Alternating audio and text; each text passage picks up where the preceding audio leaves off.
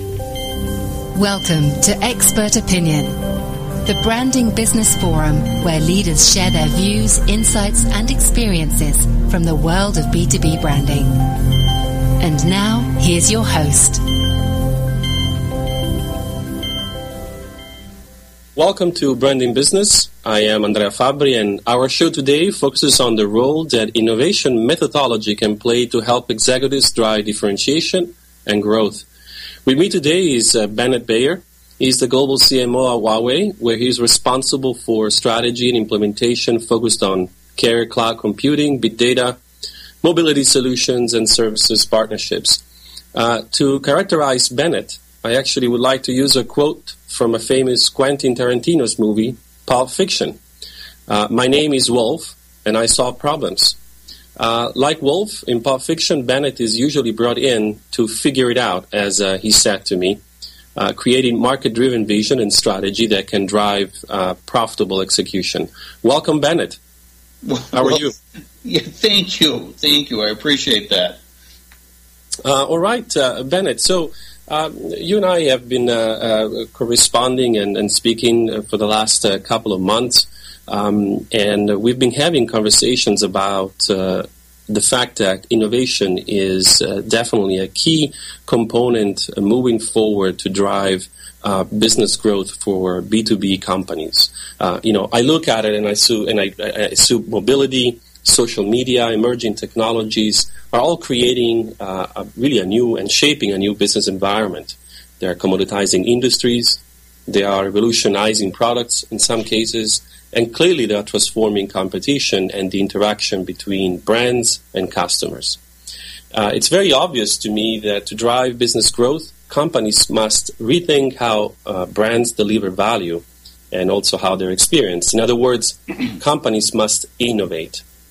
So you've spearheaded many innovative initiatives with success over the course of your career where you were brought in to figure it out. So is there a set of principles that you've followed with success and that executives should adopt to ensure that innovation is accomplished, but also accomplished with the desired business outcome? Well, great question with many answers. Yes, I think so. And for me, a lot of it has been kind of trial by error. Interesting story, one of my first big hires, I worked at Casio to launch the LT70P video phone. And it was a product that never existed in a category that never existed. And I remember calling my father-in-law, who was head of new products at a large consumer products company. And I asked him, Bill, they want a forecast. They want but how do I do a forecast on a product that never existed in a category that never existed? He said, oh, bloody hell, tell them what they want to hear. Really? That's how you do that? So it took a lot of the mystery. So, where do ideas come from? I think there are really 5 basic areas. Where do the ideas come from? And then developing an internal methodology to manage that, what can be a flood or fire hose of ideas. For me, how I organize my business, which is how, along the lines of how I make money, is one of the key ways to succeed. How you engage and foster communication across different business units with supply and distribution chains, and how you build currency both for personally and for your department, I think goes a long way towards success. And then the most critical one, and is perhaps the most challenging, you have to willing to be wrong. And for me, when I take over a new tenure, I usually come in and say, look, I launched the first digital camera. I launched the first mobile app store. I did the first global voice over IP service. I've had some success. But I'm wrong half the time. You guys have to figure out which half. And coming into a company like Huawei, in the Chinese culture where nobody dares question their supervisor and question things, has been, I'm very pleased to say we're making progress, but I think that's one of the big reasons why we've had such outstanding success over the past few years, and getting the younger team members to question everything. And that's what I want from my team. I don't have a franchise on being right. And, every CEO I go into interview with, I say, look, I need a partnership. I can tell you which way to go. I can tell you why.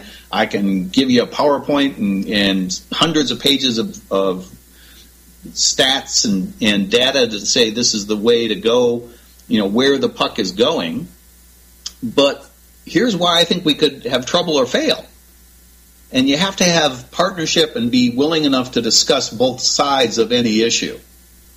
That's really nice. So you mentioned organizing businesses, foster communication, willing to be wrong, which is such a refreshing statement to hear. Can you give us some examples, of past sort of stories that you can share about how you applied these principles and why they were successful? Oh, sure. One of my favorite tenures was at Unisys. So I'm running, what was the largest mobile messaging business in the world. We had 86% of it globally. But we were going to lose everything within 3 years because it was a mainframe platform. And so the mission was replace that revenue. We won't give you any budget, and we'll give you 2 people to start. So I came up on the idea of taking other people's stuff, mobile, Spiro had 100 mobile games. So I productize them, put my brand on them, ISO 9000 and IDLE methodologies, and put them on a platform for our guys to sell to the carriers and the operators. My business then became, and with success, I added a product marketing group organized by how I made money, which was lifestyle, was enterprise application, mobile enabling enterprise legacy things, mobile payments, and infrastructure. And so I put 4 product directors, or VPs in some cases, in charge of those business. Now, they came up with the ideas. They had their own technologists. And then I had a separate group of resources, which is all the Marcom, promotional stuff, the business development guys that go out and help do the deals with different mobile vendors. And then I own the factory with the head of my development. I had 3,000 developers. So what are we going to make? And basically I had 4 guys or 4 teams that would argue, why we should build this mobile app or why we should do this mobile payment solution. And that became the to-do list. Now, I knew pretty much what was going to succeed because it's my backside on the line, but they put together the business case. And so, this is how the organizing by the business. But when you get someone who really argues passionately, and maybe they've been kind of timid, and they make the business case, even if you know they're wrong, if it's not really going to hurt the business, and you can see they're going to crash into a wall, you still let them go do it because that's how you learn, and you have to support that. So does that answering your question? Yeah. So it sounds like innovation really is driven by the willingness to dare, the courage to be wrong, and to admit that one is wrong. The reason why I'm attentively listening to you speaking is. In today's environment, so dominated by data in search of absolute predictable results, I often wonder if we are losing courage and leaving behind the power of ideas. Well, okay. So the term innovation, I believe, it's a noun from the 15th century. I'm not a big fan of the term because, I've done over 400, new products and software applications or services. Only 27 of them have been unique. So I would ask you to consider what's the difference between unique and creativity versus, say, Darwinian evolution. A lot of time if you've got a product or a service, and you're simply adding new capabilities to it, is it innovation or is it really just the next, as Darwin would say, the evolution of whatever that is. Yeah, you're absolutely. I agree with you, and definitely the word innovation is used and often misused. When you look at the principles that you briefly highlighted, where do you see most companies failing? I think without question, it's around that the willingness to be wrong, the willingness to question. That's at the 100,000-foot level. At the execution level, it's failing to have a methodology to empower people. Everybody talks about you want all the employees to contribute to the business, to innovate. Yeah, okay, that's great. How do you do that? How do you manage, this is that flood of ideas, and you have to funnel it down to, you have to have a methodology to funnel it down to, okay, of these 100 ideas that we got this month, what are the top 3? And of those 3, okay, what's the business case and rationale to do one of those? That's where most people fall down. And it needs to go beyond the, anybody can go out there and, you can give me $10 million and I'll go do anything. Whether or not it's going to be success, that is a different matter. And so you need to think about it. You have to really look at it from every side, and then once you think it's, like just as you would go talk to a VC, once you think the idea is fully baked, now turn around and try and pick it apart. Where can it fail? For example, most solutions going to market today, how do people sell it? Not just why does somebody want this, what problem does it solve, but who's going to sell it? Why should my guys at Huawei, who are making their quota, selling servers and storage and virtualization and all the 900 and other products we have, why should they sell cloud orchestration? They're making their quota. Why should they sell something new? And that is probably the biggest challenge for most organizations. Who sells it and why?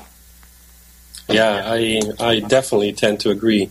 You also touched on fostering communications and the importance of fostering communications. How do you approach that? Because those two words together are some of the most misused words in the business literature. The importance of fostering communications, especially functional communications among different departments. How do you approach that? Okay, so the best business lesson of my life, I'm at Infonet, which is everybody was either 20 years plus or 5 years less. There was nobody in the middle. And I'm a new guy, and I'm running one of 4 divisions, so I'm a grand poobah. And I was launching a global service, and I couldn't get anywhere. And fortunately, I had a guy on my team who was, in his mid-60s and knew everybody in the company. And literally going door to door they had what's called a Tiger team. It was all the, support, billing, customer care, help desk. Before I could launch legal, I had to visit and spend time with every one of these people and fully think through how I'm going to launch my service. What were their objectives? So I think spending time before you launch, when you have an idea, I'm in a great job as a chief marketing guy. They generally answer the phone, but you got to go see them. You have to take them to lunch. You have to constantly talk to them, not try and sell them something. Transparency is something you have to live and breathe every day. So I go take, the legal guy or the finance guy, I take them to lunch just about once a week. I make sure to touch base with them and just catch up. Hey, this is what my guys are thinking on. What do you think of that? Hey, I had this kind of reaction from, this customer and that customer. What do you think about that? You need to ask questions. One of the things I learned at Casio was they teach you to ask why 5 times. And I continue that today on any subject with whomever I'm working with. Ask why. How does this affect you? Why do you think that? And that's what builds currency. And I don't see, half of marketing is internal in most organizations. And I think that's something We think too much about social and digital marketing and programmatic solutions and avatars and digital agents. Most of the marketing is internal. It's being that glue between different business units. This is another quite beautifully worded statement, Bennett. I couldn't agree more, especially in the day and age where communication seems to be happening more through texts and media postings and so forth. A few last question that I have for you. It really caught my attention on a recent, it was actually issued in 2014, a report from the Corporate Executive Board that stated the fact that only 14% of B2B customers perceive a true, real difference in a supplier's offering and value enough to be willing to pay for it. The number is quite low in my opinion, but certainly is indicative of the fact that companies need to start to look at what they sell, why is their product relevant. In your opinion, what can companies do better to leverage their brands to drive differentiation? What is your take on it? Communication. I'm thinking about this like, geez, I don't want my competitors to be listening to this. One of the things I believed in, and I found in my previous tenure, is I implemented enterprise social. And if you could think of it like LinkedIn, which I hope many of the people listening to us will be familiar with. And if you could think of an unlimited number of groups. So I have 946 different product lines. Every one of those product lines has its own group, if you will. And it has SharePoint and Access and different platforms, including communications, attached to this. So everybody on that associated with that product manager can talk to all the people internally, salespeople. He can talk to all of the distributors and partners, which are carriers and mobile operators. Or he can talk to a single carrier and operator on that, say, a storage product with Telefonica and his product team. And so you have this wonderful collaboration. Now you can expand that to the supply chain partners associated with that product, with the distribution partners. You can do it in an unlimited numbers of ways with gamification. If you come up with a great idea, we're going to track it. You're going to get pats on the back on your annual review as to what you contributed to the project or project. It's that kind of transparency and communication. And we've got over 1 million users on this. Huawei itself is 160,000. But we're extending it now with a number of the carriers and mobile operators to their customers, and how we better, we manage the network for, let's say, Etisalat, and how we extend it to their customers in different countries, just that country, and work on the issues that are relevant to them.